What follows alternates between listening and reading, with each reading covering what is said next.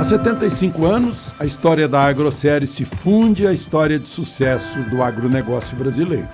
Pelas mãos de Antônio Secundino, fomos pioneiros ao desenvolver o primeiro milho híbrido adaptado ao Brasil. Ao longo de gerações, acompanhamos o trabalho incansável dos produtores rurais para que o nosso agronegócio continue ajudando a construir o futuro do Brasil. Agroséries, grandes histórias constroem o futuro.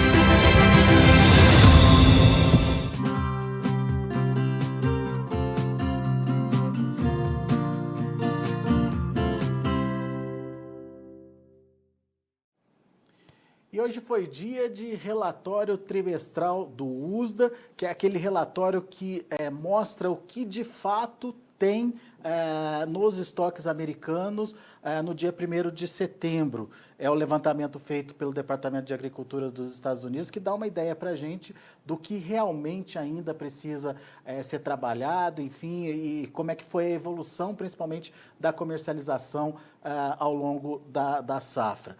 E o relatório trouxe algumas surpresas, como, por exemplo, quando, em comparação com o ano passado, reduziu o estoque de passagem, o estoque trimestral da soja em 10 milhões de toneladas e do milho em 6 milhões de toneladas. A reação do mercado foi imediata, tanto que a gente viu a soja aí subindo 30 pontos nos principais vencimentos. Vamos entender essa movimentação e vamos entender o peso dessa informação para o mercado e o que o mercado pode fazer com essa informação a partir de agora. Quem traz mais detalhes para a gente é o Luiz Fernando Gutierrez, lá da Safras e Mercado. Está aqui o Luiz com a gente. Seja bem-vindo, meu caro. Obrigado mais uma vez pela participação. Nos ajude a entender a importância desse relatório, Luiz. Boa tarde, Alex. Boa tarde a todos. Obrigado pelo convite mais uma vez. Bom, o relatório é bem importante, né, Alex? Como tu colocou, ele trouxe estoques aí 10 milhões a menos que o ano passado, né? O estoque daquela safra onde a China comprou muito pouco de soja americana. Então, e estoques menores que o USDA estimou em setembro, né? A gente falava em estoques de 15,6 mais ou menos, e o USDA trouxe estoques agora de 14,2, então praticamente 1,5 milhão a menos. Então é um dado importante, porque abre a possibilidade, né, do USDA trazer estoques aí para essa temporada atual, no próximo relatório, estoques menores ou inferiores a 10 milhões de toneladas, algo que não acontece desde 2016 e 2017. Então, são dados bem importantes, porque estoque americano é o que pesa realmente em Chicago. Então, isso mostra que a demanda chinesa ela foi forte pela soja americana, tanto no restante da temporada que acabou de acabar, e também nessa temporada que está começando. E também mostra que o esmagamento americano está em linha aí com o esperado, está forte, né, por questões também de demanda por proteína animal e tudo mais. Então, são dados bem importantes para Chicago. Chicago refletiu isso de forma muito agressiva, né, com praticamente 3% de alta aí nas primeiras posições. E só que eu acho que Chicago também já precificou isso. Eu acho que esses dados não devem pesar muito mais na próxima semana. O mercado vai naturalmente voltar aí para o lado fundamental em cima da questão climática americana, que a colheita está evoluindo muito bem, em cima da demanda chinesa, que a gente teve algumas compras. A gente não teve compras, na verdade, nos últimos dias, isso trouxe aí um espaço para Chicago recuar um pouquinho, e a questão climática na América do Sul gradativamente ganhando peso. Ou seja, aquele viés que a gente estava vendo se consolidar aí nos últimos dias, ele teve uma interrupção com a divulgação desse boletim, mas volta tudo ao normal. Eu acho que esse patamar de $10 aí é o patamar para Chicago. Enfim, a gente viu naturalmente uma correção negativa nas últimas sessões aí, até porque Chicago teve um movimento muito forte, né, de alta, praticamente setembro inteiro subindo, Sim. Final de agosto, setembro inteiro só subindo, saindo dos 9 para os 10,50 praticamente. Então, foi um movimento muito rápido, baseado também em fatores fundamentais, naturalmente, e é natural que a gente tenha correções negativas, como a gente teve aí nas últimas sessões, né, tirando hoje. E, naturalmente, fundos realizando lucros, aquela coisa que a gente já conhece, né? Só que os fatores fundamentais vão voltar a pesar aí. A gente tem uma colheita americana evoluindo bem, né? Praticamente aí 20% já colhido, contra uma média de 15%, aí, uma média normal. E só que ainda tem algumas questões definidas. Então, a gente não sabe realmente o tamanho da safra americana, se está definido ou não. Eu acho que o relatório do USDA pode trazer algumas mudanças aí mesmo, que pontuais, na próxima semana. E há questões envolvendo a safra brasileira e a Argentina aí que estão completamente abertas. E que correções seriam essas? Onde essas correções viriam, na sua opinião?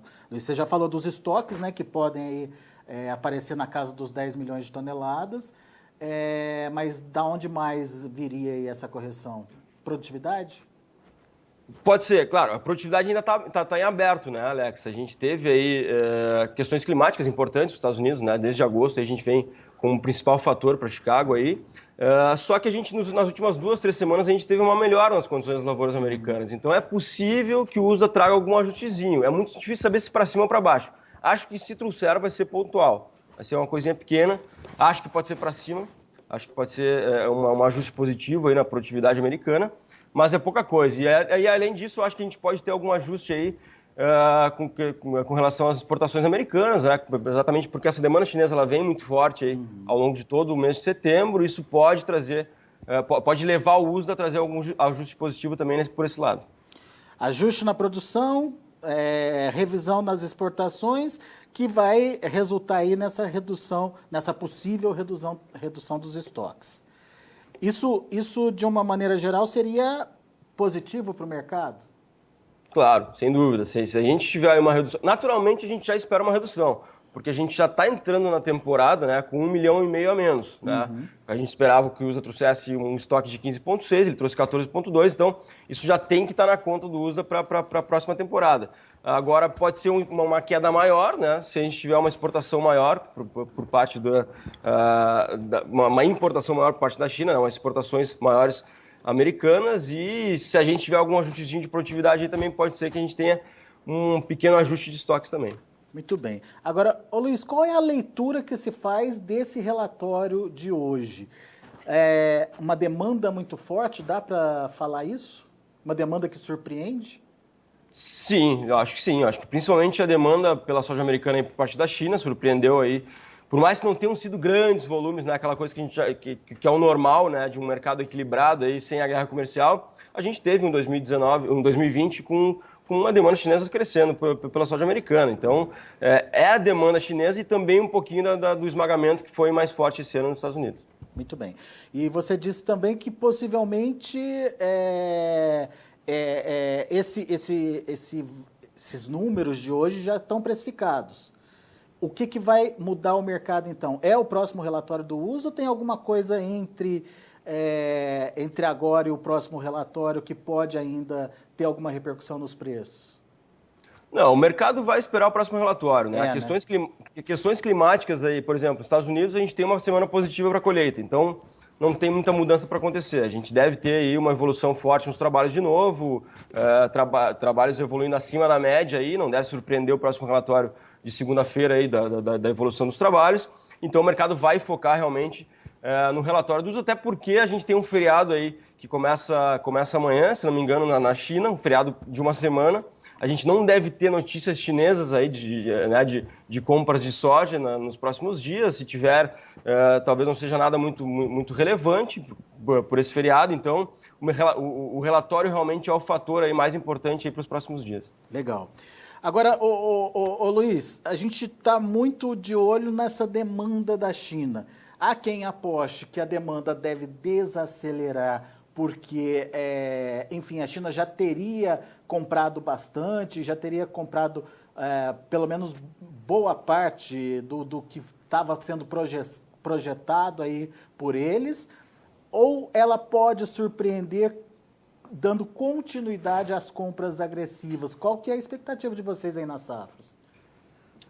Eu acho que ela pode desacelerar um pouquinho sim, tá? Parar de comprar não vai parar, né, Alex? É só os Estados Unidos que tem soja praticamente para vender para a China agora. Até a entrada da safra brasileira é natural que a China só compre praticamente dos Estados Unidos. Então, parar de comprar a soja americana não vai, mas pode desacelerar um pouquinho sim, até porque a gente já tem aí um grande volume, né, comercializado de soja americana, aí 35 milhões já registrados para exportação. É o maior volume aí em muito tempo, né? A gente faz tempo que não vê esse volume tão elevado. Boa parte disso é para a China, de fato, praticamente 20 milhões no mínimo aí são para a China, né, de exportações. Então é possível sim, que é provável até que a China desacelere um pouquinho, mas parar de comprar não vai. Eu acho que a China vai continuar demandando, a questão da segurança alimentar continua como uma prioridade na China. Tem a eleição americana, a gente não sabe o que pode acontecer. Se o Trump ganhar, daqui a pouco a gente pode ter aí, ou pode ser surpreendido por um retorno da guerra comercial, não sei, talvez. Então a China naturalmente ela se protege aumentando os estoques, né, comprando mais, já fez isso ao longo de todo 2020, comprou muita soja brasileira, está comprando soja americana e é normal que ela continue essas compras aí de soja americana até a entrada da próxima safra brasileira, que só vai acontecer a partir de janeiro, fevereiro. Mas a China teria motivo para continuar comprando forte? É manutenção de estoque, né? Como eu falei, Alex, a questão da segurança alimentar é muito importante, ela pode ter uma estratégia aí de daqui a pouco se defender ou já se preparar para um segundo momento de guerra comercial, se de fato acontecer, obviamente é difícil saber. Então, essa questão aí de estoques é natural que a China tem essa segurança muito como prioridade e é normal, então, que a China continue comprando e aumentando seus estoques. Legal. Até porque, né, Alex, a gente tem um esmagamento na China muito forte, nos últimos meses tem sido muito fortes aí para o esmagamento chinês, a gente tem uma margem de esmagamento positiva na China, a gente tem um crescimento do rebanho, né, uma retomada do crescimento do rebanho pós peste suína africana, então o consumo chinês tá forte, né, a gente tem uma retomada econômica já bastante importante na China, né, antes do mundo inteiro, a China voltou a crescer. Então, esses são fatores aí que mostram que a demanda chinesa continua forte, é natural que ela tenha que ter estoque para isso. Muito bem. Agora, Luiz, Brasil, o que a gente precisa olhar? O que a gente precisa focar? Bom, o produtor está focado no plantio, né, Alex? Não tem como ser diferente. E ele já vendeu mais da metade da safra. Então, é normal que as vendas aí para a safra nova, elas diminuam o ritmo agora, até porque o produtor tem que colher para poder vender mais, né? Então, não pode arriscar muito mais aí a safra dele. E a questão do Laninha vai ser central daqui para frente, né? Ainda a gente não tem reflexos do Laninha no Brasil. A gente tem aí um início um pouquinho preocupante de safra, mas nada que não seja contornável, digamos assim, porque a gente tá com falta de chuvas na região central, a gente tem um início atrasado de plantio, mas, como eu falei, pode ser contornado isso aí. Só que a partir aí dos próximos meses, aí, principalmente a partir de novembro e dezembro, a gente deve ter aí um peso do Laninha, e isso pode trazer falta de chuvas para o sul, isso coloca em xeque a produção brasileira. Nada definitivo ainda, obviamente, né? A gente não sabe se o Laninha vai ser forte ou fraco, então isso vai ser o centro das atenções, digamos assim, para o produtor brasileiro e para a América do Sul. Ô, Luiz, mas, por exemplo, um Chicago acima dos 10, o maio, por exemplo, 10,18. Um dólar que essa semana subiu bastante, está na casa dos 5,60. Nem isso atrairia o produtor brasileiro de volta para as vendas? Não, sem dúvida, o produtor, se tem oportunidade, ele vai tentar vender, até porque, como eu falei, a gente tem uma média brasileira aí de 50%, 55% vendido. A gente tem, por exemplo, Rio Grande do Sul com menos de 40%, menos de 30%, menos de 35%. Então, esse cara pode, sim, esse produtor pode avançar um pouquinho nas vendas. Então, é óbvio que ele vai olhar para Chicago, vai aproveitar Chicago nesses níveis aí de 10, de novo, né, com $1 a 5,60, até porque a gente tem uma tendência de dólar um pouquinho mais fraco. Só que também a ponta compradora, né, ao mesmo tempo que a ponta vendedora já vendeu muito, a ponta compradora já comprou bastante. Então, a gente também, daqui a pouco, pode ter aí uma diminuição também na demanda aí, pontual aí pela soja brasileira, tanto para o mercado interno quanto para o mercado de exportação. Mas o produtor, se continuar aí olhando para oportunidades, ele vai tentar continuar a aproveitar isso. Digamos que olhar para oportunidade sim, mas não é uma prioridade negociar soja nesse momento. O importante é garantir a implantação da próxima safra e ter a soja para vender, né? Não adianta nada vender sem ter o produto lá na frente para entregar, né? Exatamente. E principalmente o produtor da região sul, né? Os produtores aí, Paraná, Rio Grande do Sul, Santa Catarina, eles têm essa questão do Laninha muito, muito em conta, né? Então eles não podem avançar muito mais, porque a gente sabe que Laninha... anos de Laninha são anos que trazem problemas para essa região, então o produtor Paraná está bem vendido já, né? mais que Santa Catarina e Rio Grande do Sul, então é normal ele botar o pezinho no freio agora, porque ele precisa plantar, desenvolver a safra, colher para continuar a vender. Muito bem. Se a gente pudesse dar uma dica para o produtor nesse momento, qual seria, Luiz? O preço está muito bom, tanto para a safra atual, o restante a gente não tem praticamente nada, mas quem ainda tem pode aproveitar, o preço não tem por que cair aí na safra disponível até a entrada da próxima safra, então o produtor pode continuar aproveitando esse restinho aí de produção que ele tem, e para a safra nova eu acho que o momento também é interessante para a gente fechar, a gente já tem praticamente a R$130, a gente consegue fechar uma soja no porto aí para 2021, então é um patamar excelente, a gente nunca vendeu em patamares tão elevados aí antecipadamente, então o produtor que vendeu pouco, né, como eu falei, 50, 55 do Brasil na média já está vendido, mas o produtor que já tem aí, sei lá, só tem 20% vendido, ele pode continuar aproveitando porque o momento é muito bom também para a safra de 2021. Legal. Luiz Fernando Gutierrez, meu caro, muito obrigado, viu, pela sua participação nesse dia de alta expressiva lá em Chicago, 30 pontos em média aí nos primeiros vencimentos. Obrigado, viu, volte sempre. Obrigado, Alex, um abraço, até mais. Grande abraço. Tá aí Luiz Fernando Gutierrez, Safras e Mercado aqui com a gente no Notícias Agrícolas, repercutindo, portanto, esse dia positivo para a soja lá em Chicago. E a gente confere como foi o dia, a finalização dos preços. Novembro, voltando, portanto, para o patamar acima dos $10 por bushel, 10,23, 30 pontos e meio de alta. Janeiro, 30 pontos mais 25 de elevação, fechando a $10,27. O maio, $10,18 por bushel, 24 pontos mais 75. O julho, $10,22 por bushel, alta de 24 pontos mais 25. Vamos ao milho. Milho também puxou bem. Dezembro, $3,79 por bushel, 14,25 de alta. Março, 3,88, 14,25 também. A mesma movimentação aí para março. O maio, $3,93 por bushel, subindo 14 pontos. E o julho, $3,97 por bushel, uma valorização de 13 pontos mais 25. Vamos aos números do trigo. Dezembro, $5,78 por bushel, 28 pontos e meio de alta. Trigo também teve estoque menor do que no mesmo período do ano passado, um volume até significativo, importante aí de 8% aí a menos que no mesmo período do ano passado. O março, $5,83 por bushel, 27 pontos mais 25. O maio, $5,86 por bushel, 24 pontos mais 75 de alta. E o julho, $5,82 por bushel, 21 pontos de alta. São os números de fechamento das negociações lá na Bolsa de Chicago. A gente vai ficando por aqui, agradeço muito a sua atenção, a sua audiência. Daqui a pouquinho tem outras informações e mais destaques para você aqui no Notícias Agrícolas.